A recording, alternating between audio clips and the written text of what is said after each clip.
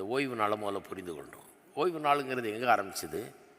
தேவன் ஆதியிலே வானத்தை பூமி சிருஷ்டித்த போது 6 நாட்களில் எல்லாத்தையும் சிருஷ்டித்தார். 6ஆவது நாள் கடைசியாக மனுஷனை சிருஷ்டித்தார். மனுஷனை சிருஷ்டிக்கிறதுக்கு முன்னாடி எல்லாத்தையும் சிருஷ்டித்துட்டார். கடைசி சிருஷ்டிப்பு மனுஷன். ஏன்னா மனுஷனுக்காக தான் எல்லாம் உண்டாக்கப்பட்டது. மனுஷனை சிருஷ்டித்த பிறகு வேறு சிருஷ்டிப்பே அங்கே உண்டாகவில்லை. அதோடு முடிஞ்சது. எல்லாத்தையும் மனுஷனுக்கு தேவையான அத்தனையும் சிருஷ்டித்து முடித்து விட்டார்.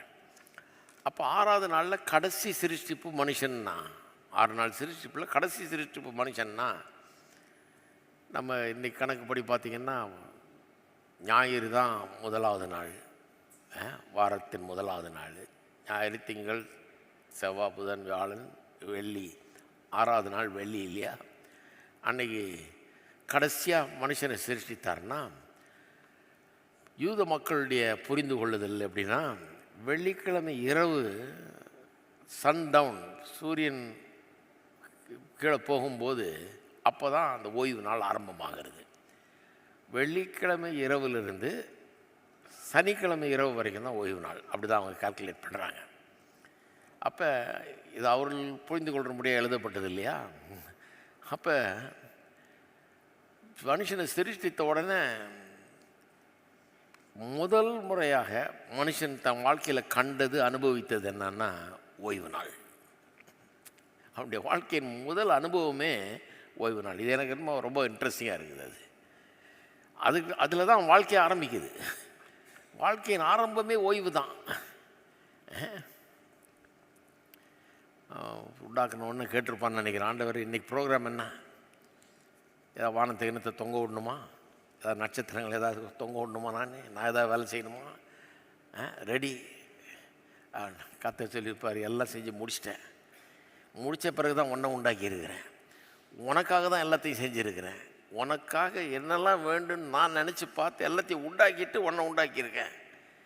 நீ எதுவும் செய்யணுமானா எதுவுமே செய்ய வேண்டியதில்லை. அப்போ நான் என்ன செய்யணும்? ஓய்வு நாள், ஓய்வுக்குள்ளே பிரவேசிவேன். அப்போ இந்த ஓய்வுங்கிறது என்ன கான்செப்டு? கடவுள் எனக்காக எல்லாத்தையும் செஞ்சு முடிச்சிட்டாரு. நான் அவரை நம்பி அவர் எனக்காக ஏற்படுத்தி வைத்தவர்களே நான் வாழப்போகிறேன் அப்படின்றது தான் ஓய்வு. அப்படி தான் ஆரம்பிச்சது ஓய்வு நாள். 1ஆம் அதிகாரத்தில் எல்லாத்தையும் சிருஷ்டிக்கிறார் இல்லையா? ஆதியாகமத்தில் 1ஆம் அதிகாரம் சிருஷ்டிப்பை பற்றி சொல்லுது இல்லையா? 2ஆம் அதிகாரம் துவக்கத்தை பாருங்கள். இவ்விதமாக 1ஆம் அதிகாரத்தில் எழுதியிருக்கிறபடி எல்லாம் சிருஷ்டிக்கிறார் இல்லையா? இவ்விதமாக வானமும் பூமியும் அவைகளின் சர்வசேனையும் உண்டாக்கப்பட்டு தீர்ந்தன. சிருஷ்டிப்பு முடிஞ்சிருச்சு. தேவன் தாம் செய்த தம்முடைய கிரியை 7ஆம் நாளில் நிறைவேற்ற தாம் உண்டாக்கின தம்முடைய கிரியைகளெல்லாம் முடித்த பின்பு 7ஆம் நாளிலே ஓய்ந்திருந்தார். தேவன் தாம் செய்த தம்முடைய கிரியை 7ஆம் நாளில் நிறைவேற்றி தாம் உண்டாக்கின தம்முடைய கிரியைகளை எல்லாம் முடித்த பின்பு 7ஆம் நாளிலே ஓய்ந்திருந்தார். தேவன் தாம் சிருஷ்டித்து உண்டு பண்ணின தம்முடைய கிரியை எல்லாம் முடித்த பின்பு அதில் ஓய்ந்திருந்தபடியால் தேவன் 7ஆம் நாளை ஆசீர்வதித்து அதை பரிசுத்தமாக்கினார். இந்த 7ஆவது நாளை ஓய்வு நாள் அப்படின்னு ஆக்கி இது ஒரு ஸ்பெஷல் டே ஆக்கிட்டார். பரிசுத்தமாக்கினார்னா பைபிளில் எதை ஒன்றையும் பரிசுத்தமாக்குனா பிரித்தெடுக்கிறதுன்னு அர்த்தம். மற்றவைகளிலிருந்து ஒன்றை தனிப்படுத்தி கடவுளுடைய பிரயோஜனத்துக்காக அதை தனியாக மற்ற நாள் மாதிரி இல்லை, இது விசேஷம் அப்படின்னு ஆக்குறது தான் பரிசுத்தப்படுத்துவதுன்னு. தேவாலயங்களில் பண்ட பாத்திரங்கள்லாம் இருந்தது இல்லையா? அது எல்லாத்துலேயும் நீங்கள் போய் காப்பி ஈப்பி பால் ஊற்றி குடிக்க முடியாது. அதெல்லாம் பரிசுத்தமாக்கப்பட்டது. அப்படின்னா என்ன அர்த்தம்? தேவனை ஆராதிப்பதற்காக பயன்படுத்தப்படுகிற பாத்திரங்கள், பண்ட பாத்திரங்கள்லாம் அவர் பலிகளை செலுத்தும்படியாக அதுக்குன்னு பயன்படுத்துறதுக்காக அதை டெடிகேட் பண்ணி செப்பரேட் பண்ணி வச்சுருக்கிறாங்க. உங்கள் வீட்டில் யூஸ் பண்ணுற பாத்திரம் மாதிரி இதை எடுத்து நீங்கள் தாராளமாக யூஸ் பண்ண முடியாது. அது வயலேஷன், அது பண்ண முடியாது. இது கர்த்தருக்குன்னு பிரித்தெடுக்கப்பட்டது. அப்போ ஒரு நாளை பிரித்து எடுத்தார்னா என்ன? இந்த 6 நாளுக்கும் இந்த ஒரு நாளுக்கும் வித்தியாசம் இருக்குன்றார். இந்த ஒரு நாளுடைய வித்தியாசம் என்ன? வித்தியாசம் என்னன்னா, இந்த ஒரு நாள் எதுக்காக செலவுபடப்படுகிறது? ஓய்வுக்காக. ஓய்வுனா என்ன? படுத்துங்கிறதுக்காகவா? இல்லை, படுத்துங்கிறதுக்காக இல்லை. சில வீட்டில் ஞாயிற்றுக்கிழமைனா படுத்து தூங்குமா, இன்றைக்கி ஓய்வு நாள். அதான் பைபிளில் சொல்லியிருக்கல ஓய்வு நாள், அதனால் பேசாமல் படுத்து தூங்குன்றாங்க. இல்லை இல்லை, படுத்து தூங்குறதுக்கு ஆண்டவர் எதுக்கு தூங்கணும்? அவர் உறங்குவதும் இல்லை தூங்குகிறதும் இல்லைன்னு பைபிள் சொல்லியிருக்குது. அவரே ஓய்ந்திருந்தாருன்னு இருக்குது. அப்போ ஆண்டவர்னா ரொம்ப டயர்டாகி களைச்சி போய் ஓய்ந்திருந்தாரா? இல்லை, மனுஷன் அவன் ஒன்றும் செய்யலை, இப்போ தான் உண்டாக்குனார். அவனை எடுத்த உடனே தூக்கத்தில் தான் ஆரம்பிக்குதா வேலை அவனுக்கு? இல்லை, 2 பேருமே களைக்கல, தூங்க வேண்டிய அவசியம் இல்லை, அந்த மாதிரி ஓய்வு இல்லை. அப்போ ஓய்வுனா என்ன? ஓய்வுனா என்னன்னா, கர்த்தர் ஒவ்வொரு நாளும் தாம் உண்டாக்குனதையெல்லாம் பார்த்து நல்லது என்று கண்டார் இல்லையா?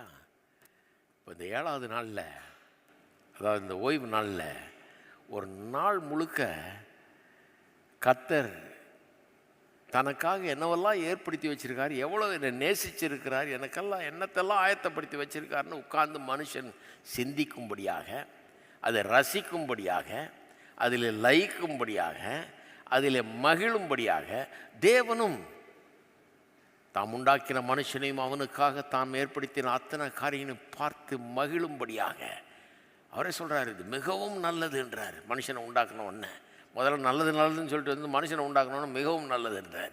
ஏன்னா இந்த 2 நல்லா மேட்ச் ஆகுது. ஏன்னா இவனுக்காக தான் எல்லாத்தையும் உண்டாக்குனார். அப்போ கர்த்தரும் அதில் ரசிக்கிறாரு, லயிக்கிறாரு, மகிழுகிறார், தம்முடைய அன்பை வெளிப்படுத்துகிறார். எப்படிப்பட்ட அன்பினால் மனுஷன் அன்பு கொண்டிருக்கிறார்ன்றதை காட்டியிருக்கிறாரு. அதை பார்த்து பார்த்து மகிழுகிறார். மனுஷனும் கர்த்தர் தனக்கு என்னெல்லாம் செஞ்சுருக்கிறாருங்கிறத பார்த்து மகிழுகிறான். இதுதான் ஓய்வு நாள். அந்த மாதிரி ஓய்வு அது. அதுக்குன்னு அந்த நாளை தனியாக பிரித்து எடுத்தார். இதை பிற்காலத்தில் ரெகுலராக அவங்க வாரந்தோறும் செய்யணும்னு சொல்லி ஓய்வு நாளுங்கிறது ஒரு சட்டமாக கொண்டு வரப்பட்டது. நியாயப்பிரமாணத்தின் கீழ், மோசே கீழாக இது 10 கற்பனையிலே ஒன்றா வந்துருச்சு. ஒரு சட்டமாக ஏற்றப்பட்டது. இது கீழ்ப்படியிலன்னா போச்சு, அவ்வளோதான். ஏன் அவ்வளோ ஸ்ட்ரிக்டாக இதை அப்சர்வ் பண்ண சொன்னாங்க? ஏன் அவ்வளோ ஸ்ட்ரிக்டாக அப்சர்வ் பண்ணோன்னா, இதில் ஒரு பாடம் இருக்குது. என்ன பாடம்? வெறும் கர்த்தர் எனக்காக எல்லாத்தையும் சிருஷ்டித்தார்ன்றது இல்லை, அதை விட பெரிய ஒரு பாடம் இருக்குது. இயேசுவை சிலுவையில் அறைந்தபோது முடிந்தது அப்படின்னு சொல்லிட்டு தான் ஜீவனை விடுறாரு. என்ன முடிஞ்சது? பழைய சிருஷ்டிப்பில் எல்லாத்தையும் சிருஷ்டித்து தீர்ந்தனன்றது இல்லையா? அதுக்கப்புறம் தான் ஓய்வு இருந்தார் இல்லையா? இந்த புது சிருஷ்டியாக மனுஷனை உண்டாக்குறது. அவன் கெட்டு போயிட்டான், பாவத்தில் விழுந்துட்டான், கடவுளை விட்டு துண்டிக்கப்பட்டுட்டான், பாவம் அவனை பிரிச்சிருச்சு கடவுள்கிட்ட இருந்து. இப்போ அவனை திருப்பி கொண்டு வரதுக்கு என்னெல்லாம் பண்ணணுமோ, தன்னுடைய ரத்தத்தை சிந்தி தன்னையே பலியாக ஒப்பு கொடுத்து மரணத்துக்குள்ளே பிரவேசித்து பாதாளம் வரை சென்று சாவையும் நோயையும் பேயும் வென்று நரகத்தை வென்று வெளியே வர்றாரு. தீர்ந்தன அப்படின்னு சொன்னார் அங்கே. இங்கே சொல்கிறார் முடிந்ததுன்னு சொல்லிட்டு தான் ஜீவனை விடுறாரு. அப்போ இதை போதிக்கிறதுக்காக தான் ஓய்வு நாளுங்கிறது முதல்ல ஒரிஜினலாக சொல்லப்பட்டது. இதை நினைவுபடுத்தணும். கர்த்தர் உனக்காக எல்லாம் செய்வார். பாவம் உன்னை கர்த்தர்கிட்ட பிரிச்சிருச்சுன்னா அவருடைய சிருஷ்டிப்பாக இருக்கிறபடினால அவர் விட்டுற மாட்டார். நான் பெற்ற பிள்ளைய நான் விட்டுற முடியாதுல்ல. கெட்டு போச்சுன்னா பின்னாலேயே ஓட வேண்டியது தான். பிள்ளை கெட்டு போச்சுன்னா வேறு வேலையெல்லாம் விட்டுட்டு அதே வேலையை ஓடி போய் பிள்ளைய தேடி கண்டுபிடிச்சி என்னெல்லாம் பண்ணணுமோ பண்ணி எப்படியெல்லாம் உதவணுமோ உதவி அந்த பிள்ளையை திருப்பி ஆளாக்குறது தானே பெற்றோருடைய வேலை. நம்முடைய பரலோக தகப்பன்ட்டு தான் அதெல்லாம் கற்றுக்கிட்டோம். அதானே நம்மெல்லாம் பண்ணுவோம். அதை காட்டலாம் 1000 மடங்கு கர்த்தர் பண்ணுறாரு. தம்முடைய சொந்த குமாரனை அனுப்பி சிலுவையில் மறிக்க செய்து எல்லாத்தையும் செய்கிறாரு தம்முடைய மீட்புக்காக. இதை கொண்டாடுவதற்காக உண்டாக்கப்பட்டது தான் ஓய்வு நாள். அதனால் அவர் உயிரோடு எழுந்த பிறகு இந்த ஓய்வு நாள்ன்ற கான்செப்ட் அப்படியே மாறிடுச்சு பாருங்கள். 7வது நாள்னா அப்போ சனிக்கிழமை. இவர் உயிரோடு எழுந்த பிறகு ஞாயிற்றுக்கிழமை ரொம்ப ஸ்பெஷல் நாள் ஆகிடுச்சு. ஏன்னா எல்லாத்தையும் செஞ்சு முடிச்சுட்டு இவர் உயிரோடு எழுந்த போது பாதாளத்தின் திறவுகோல் எடுத்துகிட்டு கல்லறையை விட்டு வெளியே வர்றாரு ஞாயிற்றுக்கிழமை காலையில். அப்போ ஞாயிற்றுக்கிழமை சனிக்கிழமையோடு ரொம்ப விசேஷமாகிடுச்சு. இப்போ கிறிஸ்தவர்கள் சனிக்கிழமை இல்லை ஞாயிற்றுக்கிழமை கூடி கத்துறாரு வாரத்தின் முதலாம் நாளிலே அப்படின்றது. அப்படி ஆராதிக்க ஆரம்பிச்சிட்டாங்க.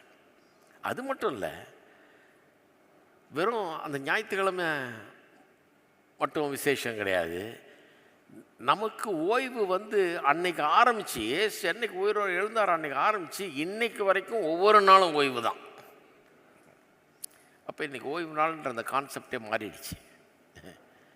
ஒவ்வொரு நாளும் அவர் நமக்காக செய்து முடித்தவர்களை பார்த்து ரசித்து அதற்காக அவரை துதித்து அவர்களை மகிழ்ந்து அவருக்கு நன்றி சொல்லி அவர் நமக்காக ஏற்படுத்தி கொடுத்த எல்லாவற்றிலும் நாம் வாழுகிறோம். அவர் கொடுக்குற பலத்தில், அவர் கொடுக்குற சுகத்தில், அவர் கொடுக்குற பொருளாதாரத்தில், அவர் கொடுக்குற எல்லாவற்றையும் வச்சு தான் நாம் வாழ்ந்து, நம்ம மூச்சு முதற்கொண்டு, சுவாசிக்கிற காற்று முதற்கொண்டு, சாப்பிட்ற ஆகாரம் முதற்கொண்டு, குடிக்கிற தண்ணி முதற்கொண்டு, நமக்கு அறிவு முதற்கொண்டு, நம்முடைய சரீரம் முதற்கொண்டு எல்லாம் அவரிடத்திலிருந்து வருகிறது.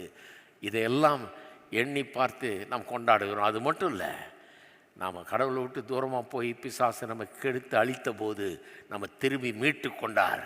நாம் இன்றைக்கு அவருடையவர்களாக இருக்கிறோம். அதை கொண்டாடுவது தான் ஓய்வு நாள். ஒவ்வொரு நாளும் ஓய்வு நாள் நமக்கு.